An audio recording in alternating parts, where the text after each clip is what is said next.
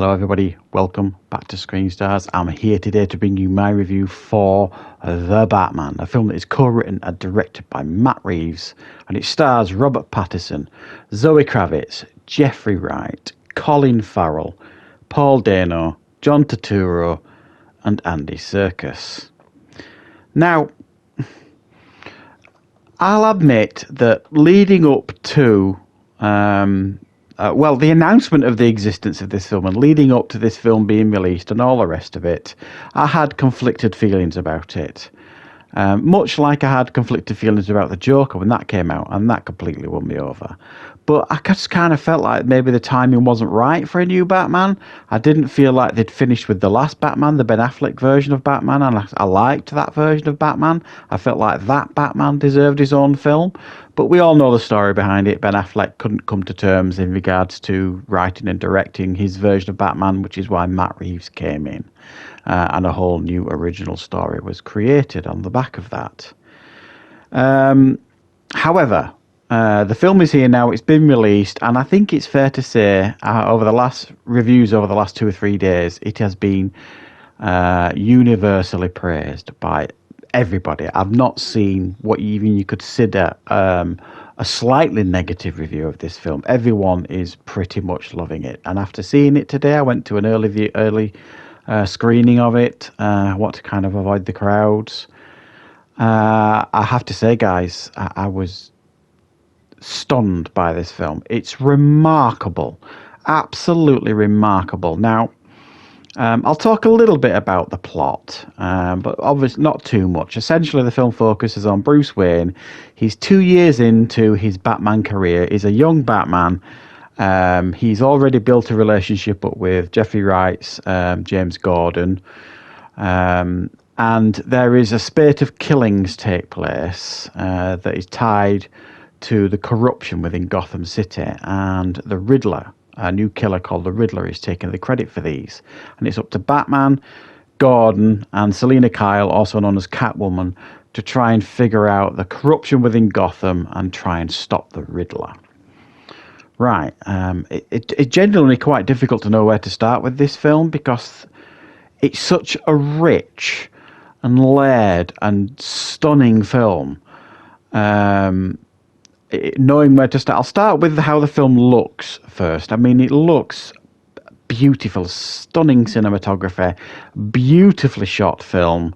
It's got the grounded feel of the Nolan films, but we've got because most of this film is set at night, as it should be in a Batman film.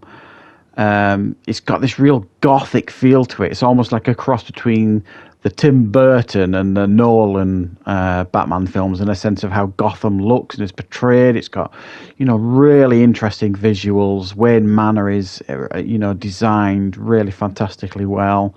It's dark and dingy and gritty. And it almost feels like you're in a fantasy at times when you're watching aspects of the film. Beautiful shot. At the very core of this film, in actual fact, doesn't feel like a superhero film. It feels like a dark, gritty crime drama with Batman kind of dropped in the middle of it. I mean, if this wasn't a Batman film, the story itself would be interesting because in regards to the killings and like the serial killer aspect and the corruption within the city and all that kind of stuff. If you took Batman out of it and I don't know, dropped like a gritty police detective into it or something, that would work too. But it plays around with all of these themes and what have you, and it's very, very clever how it does it.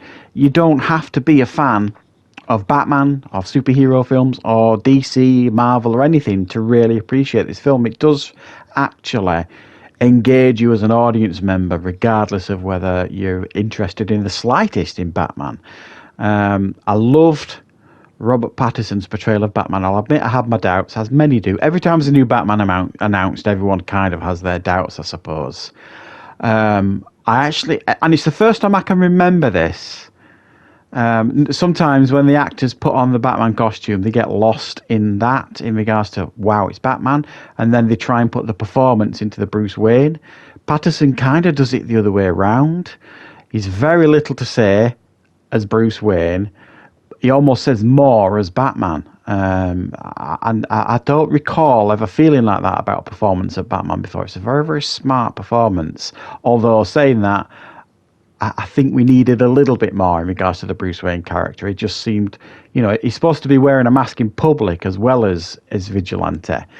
And like portraying this persona of Bruce Wayne, and you never really got that impression he was doing that. However, he is young into his Batman career, and maybe that as he matures and understands how he has to display himself as Bruce Wayne, that will develop in later films, maybe. So maybe it was a conscious choice by the filmmaker. It's Paul Dano as the Riddler. Gave an absolutely remarkable performance, on par with Heath Ledger in The Dark Knight. I mean, it threatened to steal the film at parts. And it's like a cross between the Zodiac Killer and Jigsaw, his character. Very, very conscious. It's someone you believed could exist.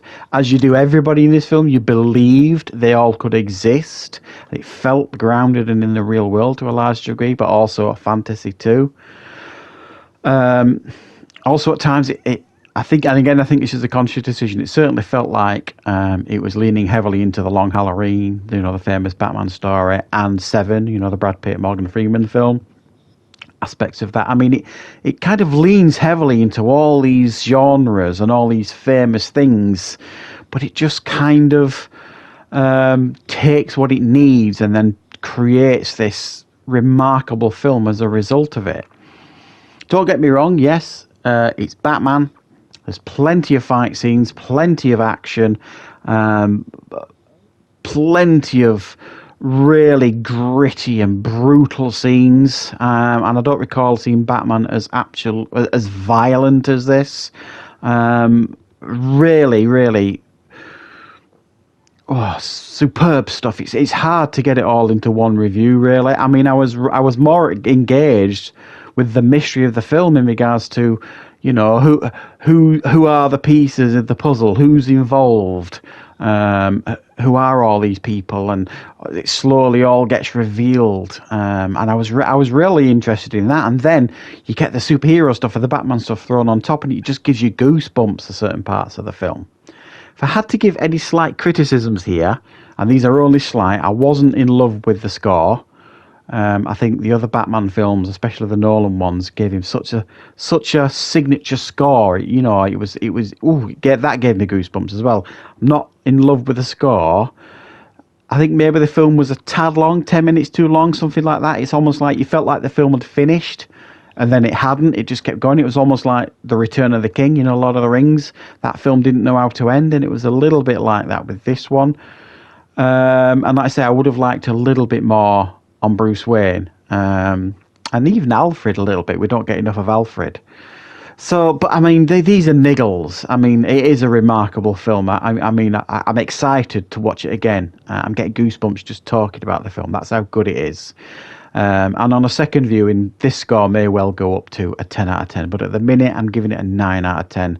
But yeah, definitely, guys, if you're a fan of if you are a fan of Batman, fan of DC, or if you're just a fan of like really good detective stories, get yourself out there, because for the first time as well, we actually see Batman being a detective, which is fantastic to see as well. So remarkable film, absolutely loved it. I can't wait to see it again, and get yourselves out there and get it watched, guys. So thanks for watching. I'll be back with more reviews and content on the channel very, very soon.